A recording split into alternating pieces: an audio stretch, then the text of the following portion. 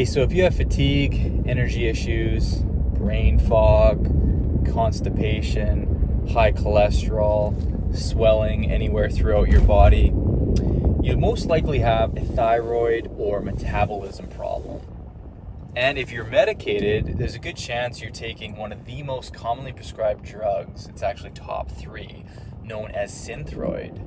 But if you're not medicated and you tick enough boxes with those symptoms I just listed, then you're going to want to pay attention to this, because thyroid issues is one of the most common things that we see in practice. And when you look at how the standard medical model approaches this, it's very straightforward. They test your TSH, your thyroid stimulating hormone, and if it comes back out of range, then and only then will they prescribe you synthroid. There's literally no other treatment, no other approach. It's synthroid or bust.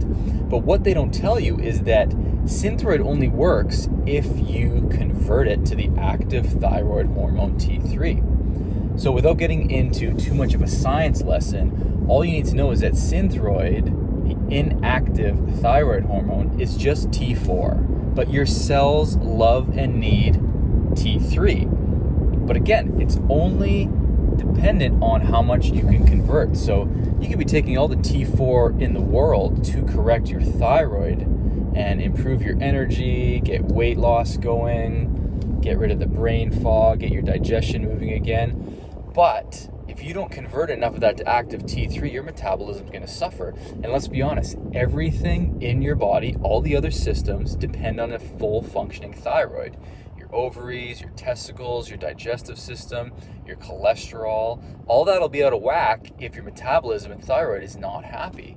So what happens when people's synthroid doses or dependency on synthroid just keeps going up and up and up? The dose is huge for this, right? I've seen people on as little as 50 micrograms a day, all the way up to 175 and beyond. And it's like, why would one person need so much more than the other? Or why does my dose continually increase year after year? Or why am I on this dose and I still have all these thyroid symptoms? Why is no one asking that question? So there's a lot we have to look at here, but what it comes down to is your body's ability to convert that T4 into T3, as I was saying. What helps us do that? One of the biggest things I start with a thyroid patient is, what are the nutrients that the thyroid gland needs? If we look at any system in the body, it's an intricate system that needs the right raw materials and the right nutrients in order to create whatever it needs to create. So if we look at the thyroid gland, this little butterfly-shaped gland in your throat, it needs amino acids, particularly tyrosine, which you get from high-quality proteins. It needs iodine as well. There's a deiodinase step where you actually create T4 and T3, and it's very dependent on iodine. Now, most people I talk to don't love eating seafood and shellfish all the time. They might have it once or twice a week, or worse yet, once a month or never. And iodine deficiency is a real thing. And if you're not eating stuff from the water, you're not going to likely get enough iodine. Now, years ago, they figured this out and started putting it in table salt. But for the last several decades, people have been told to avoid table salt, avoid all salt, and therefore iodine deficiency and iodine levels in people has become a huge issue. So if you don't have enough iodine, you can't create and convert your thyroid hormone. So we've touched on a few nutrients already. Iodine, tyrosine. Your gland also needs zinc and selenium. Very, very important that you get enough of these vital trace minerals in order to create enough of your thyroid hormone. Now, what also happens when you take a bunch of T4 or synthroid is your body has to convert that in several systems. One of the big ones is the liver and the gut.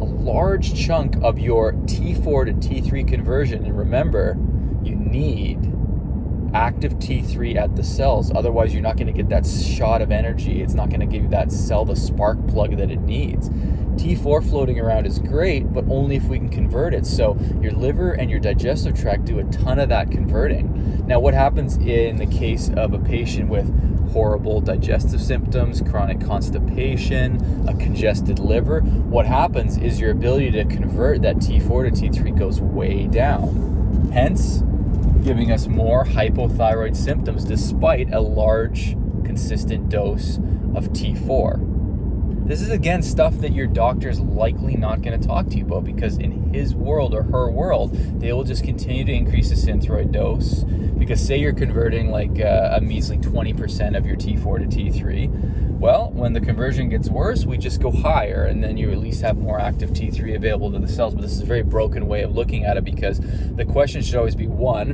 why do I have hypothyroid? And for your information, the most common form of hypothyroidism is Hashimoto's, which is actually not really even a problem directly with the thyroid gland. It's an autoimmune attack and a systemic issue that just happens to be targeting your thyroid. So you need to settle down the inflammation, you need to settle down the antibodies that are attacking your thyroid gland. And one of the best ways to do that is strict avoidance of gluten, because there's cross-reactivity known as molecular mimicry, where if you consume a ton of gluten in your Hashimoto's, it'll confuse your immune system, and the proteins in the gluten and wheat products look similar to the proteins on your thyroid gland. Your body gets confused and starts attacking both. And in this case, the casualty is your thyroid gland.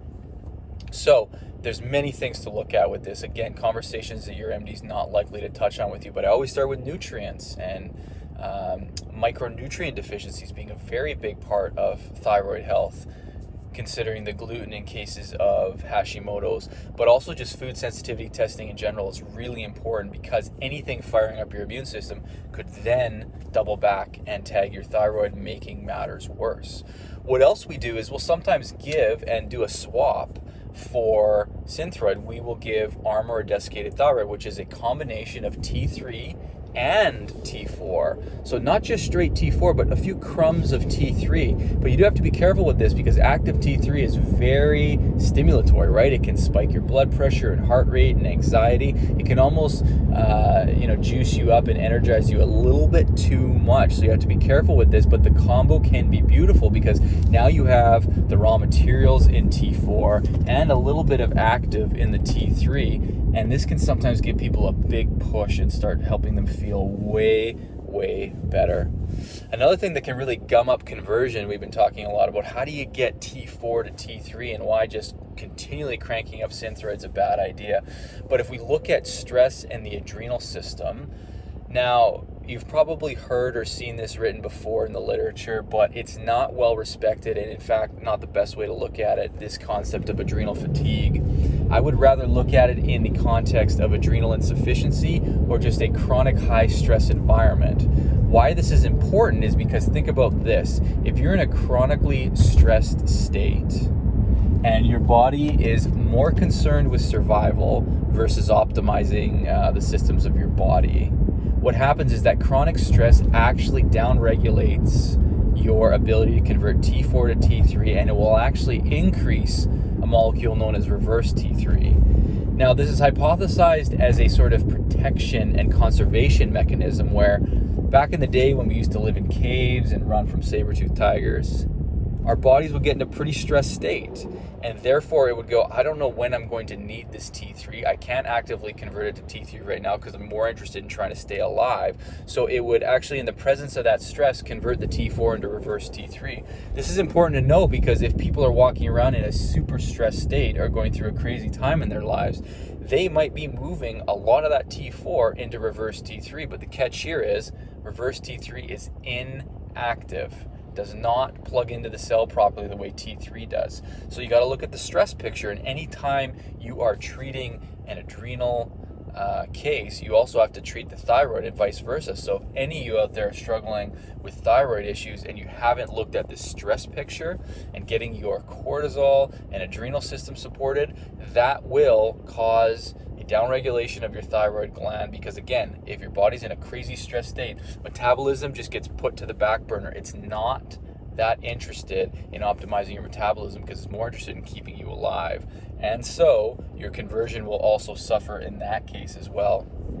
So a lot of things to look at here. When it comes to thyroid gland, there are several rocks to look under, and we need to do full thyroid panels and proper workups. In the standard model, what's mostly done is TSH only, but that gives us only one small peek into what is going on with your thyroid gland. If you want a comprehensive approach, you must include free T4, free T3, thyroid antibodies, and if possible, reverse T3. You want a full picture of how much am I absorbing, where's it going, what's the conversion ratio, how much is actually getting to my cells, am I storing any of it away in that reverse T3 model? Tons of things to consider here. Oh, what are my food intolerances?